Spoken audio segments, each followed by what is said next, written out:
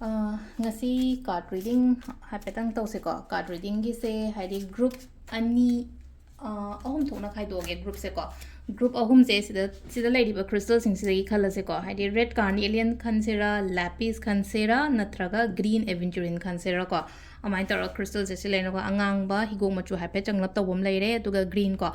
group ahum ne ko group 1 group 2 and group 3 ko group 1 dana haidi red carnelian leire group 2 dana lapis lazuli leire aduga group 3 dana green aventurine ko ado yengadori ba topics na kai no ha matam sida haidi aina khalliba pot hai tare ko aina khalliba pot se haidi karam ba matam da khwai first da haidi career karam kanda stable hoigadage karam kanda promotions la kadage karam kanda amuk haina phagadage ko number 1 ko haidi kadang sai gi se khaidor pose card ahum katang thok jage ko ado group 1 dagi hauna yenga se ba ko ado career amma leire ko relationship amma leire ko aduga paisa nung shagi leina ko relationship karam kanda phani karam kanda lakani natraga haidi leina ko haidi marakta nungai taba khotaba lei haidi karam kanda pharakadage kholakadage adugi matang da ma leire ko to last na finance ka kai ga mai tor yenga se ko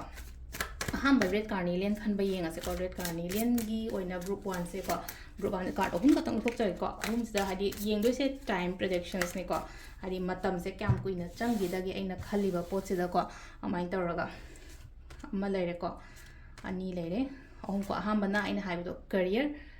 relationship and money ko career gi kai gi matang gi se sida leina ko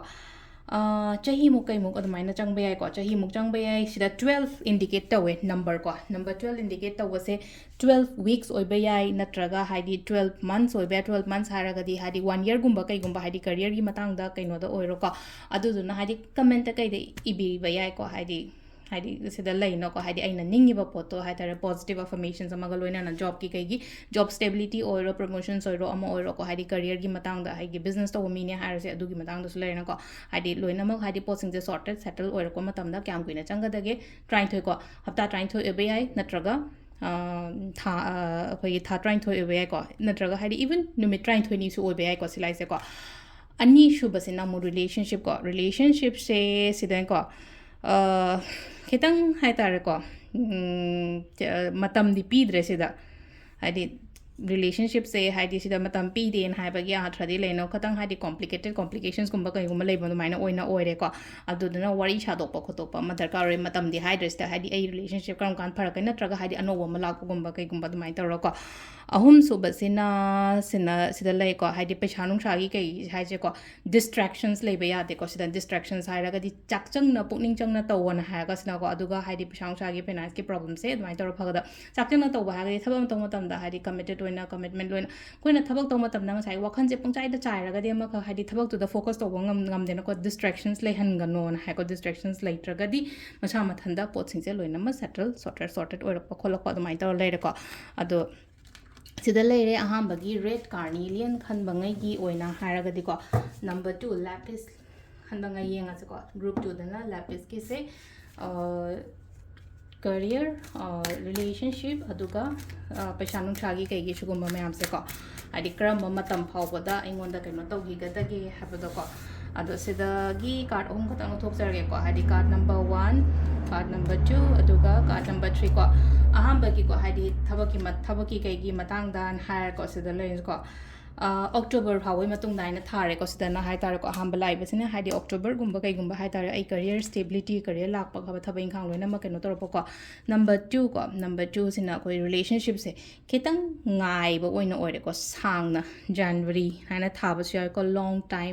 term oina hai ba to ma ka posting je tapna hadi pharak padi oigani ko sum relationship te issues lai problems lai na tra hadi mi la ka da bai matang go oire na khala se ba ko